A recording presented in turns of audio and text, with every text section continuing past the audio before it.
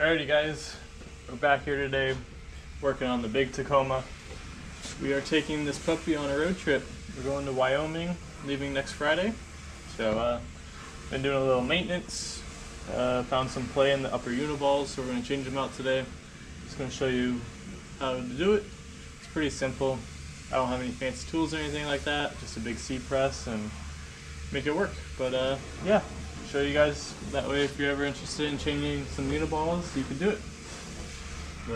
Rather than that, the truck should be pretty much ready to go. I just gotta check the rear brakes. I had an axle seal leaking a little bit a while back. I changed the seal, but I just want to verify it's not leaking anymore. Already did an oil change, already addressed some issues with my CV boots, so fingers crossed, no more slinging grease. And yeah, should be a fun trip. Planning on doing a bunch of off-roading on the way up there and kind of Sand Hollow, and then check out some stuff in Moab, and then we'll be in Jackson Hole for a couple nights, so it'll be a fun trip. So let's get into this. We're going to start off with taking off the tire.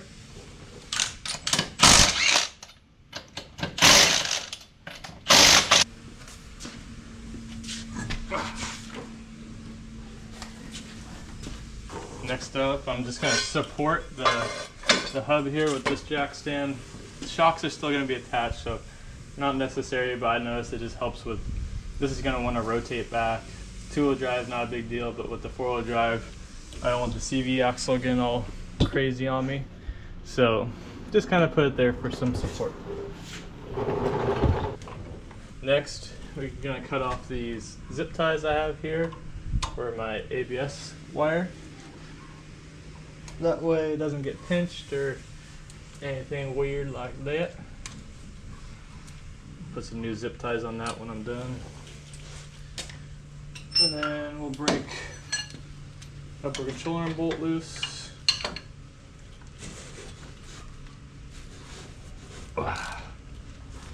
Puppies haven't been off in a while. I've only changed the upper Uniball, I think once in the entirety of having this kit on here. I don't think I've never changed the lower. It seems like the upper always gets just a little bit of play. I'm sure my lowers are about due, I just haven't gotten around to it.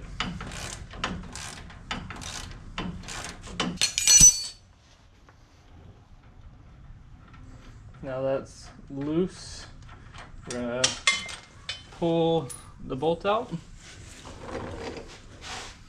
Hopefully I anti-seized it last time, which looks like I did. Let's see how it comes out. I don't really ever like to hammer bolts in and out, because that's usually when you get the threads. So I try to unscrew them out. Just like that. Now that we got the upper control arm bolt out, we can pop this up.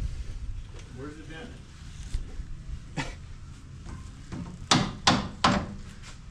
And it looks like last time I used these blocks here to stabilize the caliper.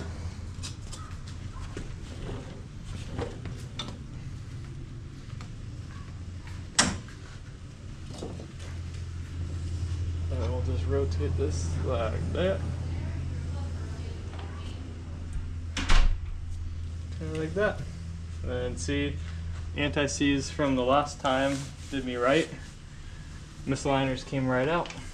Not a big deal. And then I like to use this 2x4 here. Hold up the arm while I'm working on it. Try to get this C-clip out. It's pretty rusty. These ones have been in here for quite some miles.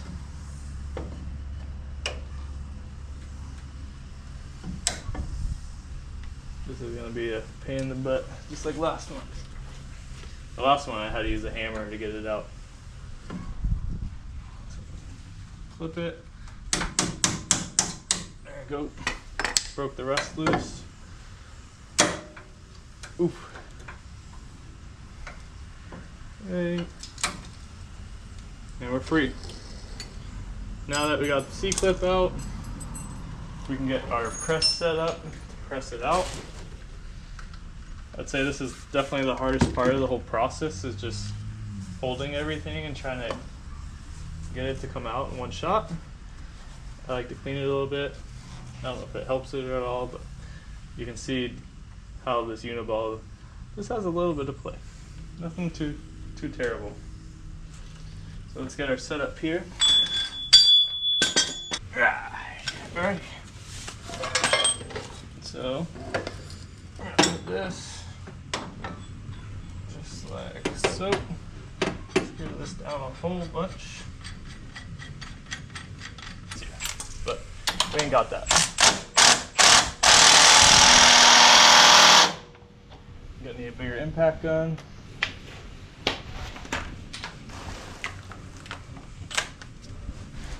Put this rag down here, try to save my shock a little bit. Alright. There it goes.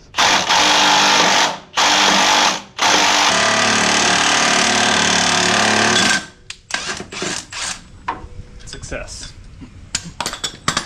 Old crusty Uniball is out. Prop this back up.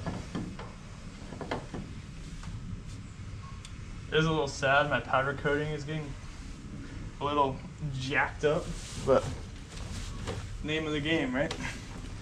What are you gonna do, cry about some spilled milk? Then I just take the Scotch-Brite pad, a little rubbing alcohol, and clean up the inside of this Uniball cup. Just trying to get some of that rust and debris out of there.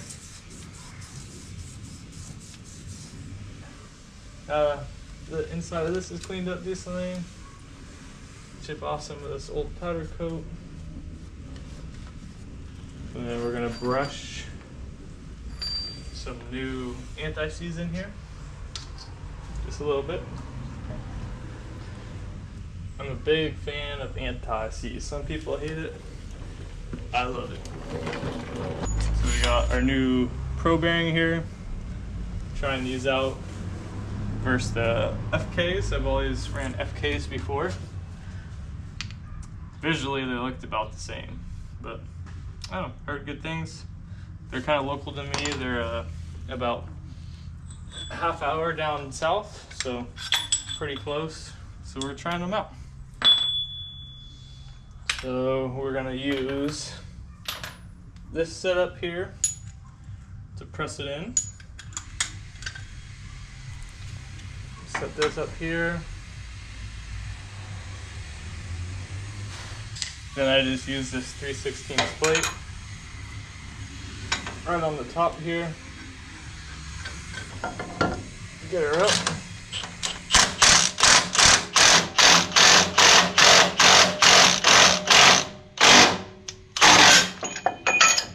Then you'll hear the tone change when it's in. Pull the press out. Pull the plate out.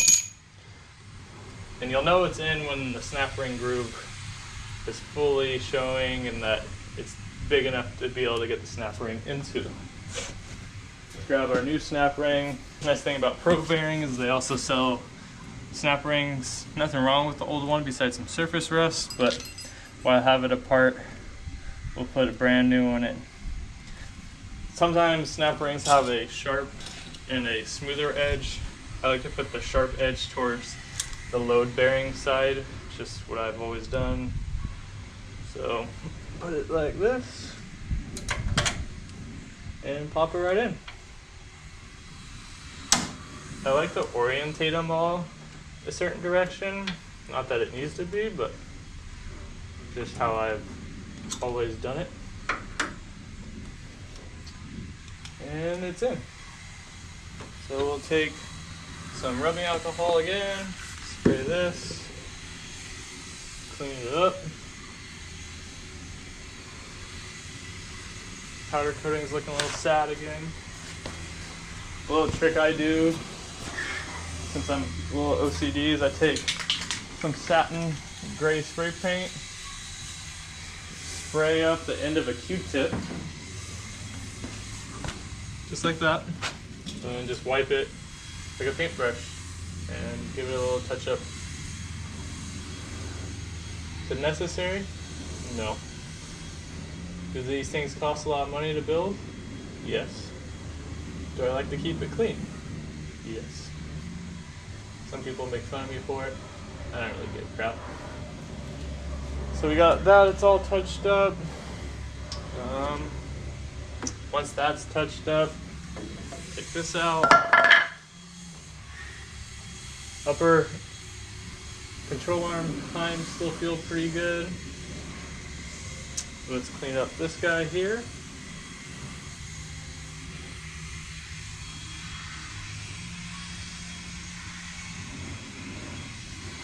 See if it comes off. It might be.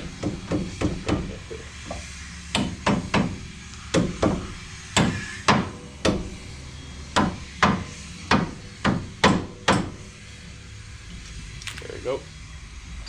Freedom. And then same thing. Little anti-seize along here. I put a little bit on the inside here.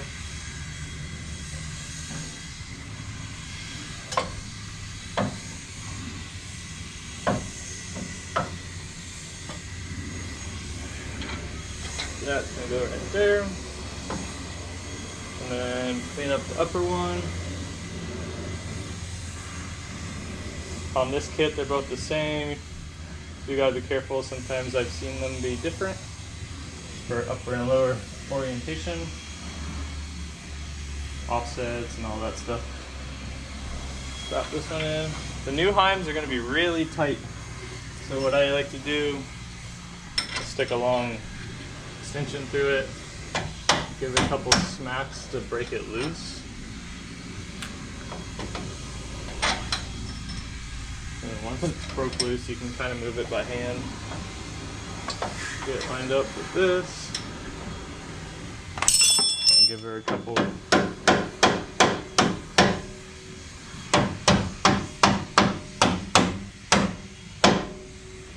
little smacks.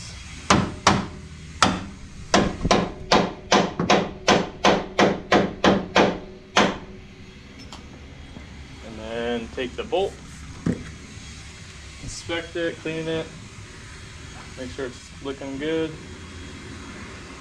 Same thing, a little anti-seize on the bolt. Slide her on in.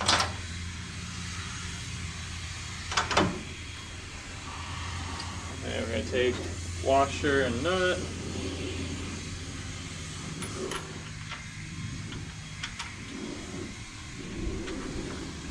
Set it up. Then we're going to take a little bit of Loctite. Another thing I like to do, I always like the Loctite fasteners, even if it has a stover nut or a locking nut, still a little bit of Loctite. It's off-road stuff. Stuff likes to come loose, some stuff likes to rattle loose, fall apart. Just a little Loctite. And then we are gonna tighten it back up. So started with the electric ratchet.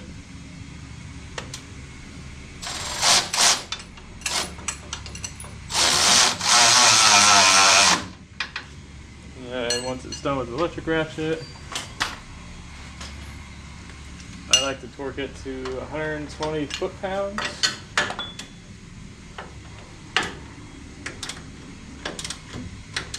On this side, that way if the wrench slips, I don't smash my hand into the fender. Just punch myself in the face. Can't get a socket on the nut. I like to tighten it from the nut side typically, but in this case you can't. Alright, clean up all the extra anti-seize floating around. And then we're going to take some Revlock. A little bit of Revlock right on the threads here. That way you can check to see if it came loose. And boom. Uniballs installed, torqued. Grab a couple zip ties.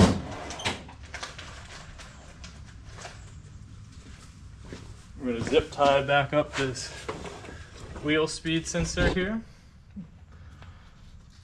Back in this corner.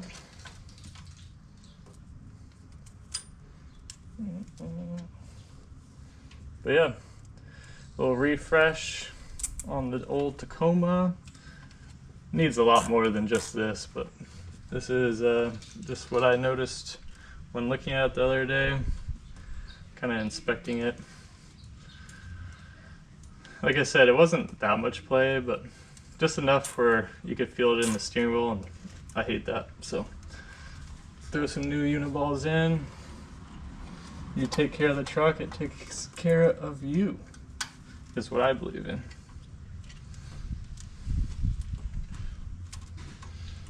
Need to get these shocks refreshened up soon. It's been about 2 years. I haven't been driving this truck much, to be honest, though, after last desert season. Need to get it out more, and hasn't been really working as good as I have liked in the past. I think I got a different perspective after getting the little truck on smoothness, and then I think I also overdrive this truck a little bit. The mini truck, you're just floored everywhere because it's no power. Or, I mean, this thing doesn't have that much power, but quite a bit more than the little truck. And with leaf springs, you kind of have to finesse it, where you start getting a crap ton of axle wrap and bucking from overdriving them. So, gotta chillax on that. All I'm doing now is there's a little bit of surface rust built up on the Cerakote. Kind of real lightly hit it with some Scotch-Brite to knock it down. You don't want to take the Cerakote off. For some reason, these elbow fittings coming out of the shock for the reservoir, they really like to get rusty. So I usually spray them down with some W40 after I clean them, and it lasts a little while, but it's been a minute since I've done that.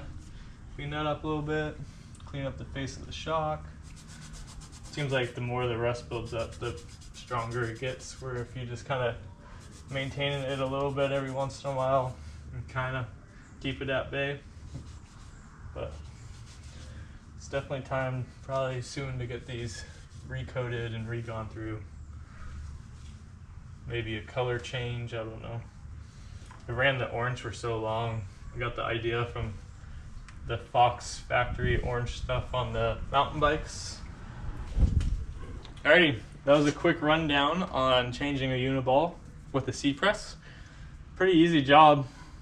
Gotta keep after the maintenance on these things. You don't want them getting loose or giving you issues when you're out in the middle of nowhere, so like to keep up on the maintenance. But yeah, it should be a fun trip out to Wyoming. Gonna film some of it, hopefully, capture the memories, and I'll make a little video, post it up. But yeah, we'll be in Sand Hollow doing some ripping, maybe some ripping up in Salt Lake City. I don't really know what there is to get into up there. And then yeah, Jackson Hole, do some hiking, river rafting. Maybe I'll bring my GoPro on that. That should be a fun one. But yeah, thanks for tuning in. I've been really slacking on the videos lately. I want to try to get to the point where it's once a week, but it's been hot. I've been working like crazy on the Jeep. The Jeep is almost ready. Once I get it back, it's out getting a rear gear right now. Re-gear. Once I get it back, I'll do a walkthrough video of what I've done to it. But for now, got the Tacoma. Mini truck's pretty much ready to go for another trip. I just looked it over. And getting real excited for desert season. Once it starts cooling down, we'll get back to it. And this year we got even more toys. We can go jeeping. I want to do some snow wheeling. That would be fun. Go up to Big Bear or something after a winter storm. Get stuck. That'll be sick. So yeah, Gavin's been working like crazy on his Jeep. So I'll have those two. Mini truck's ready to rip. Tacoma's hopefully ready to rip. And log some miles. So yeah, we'll catch you guys on the next one. And we'll see what we get into in Wyoming.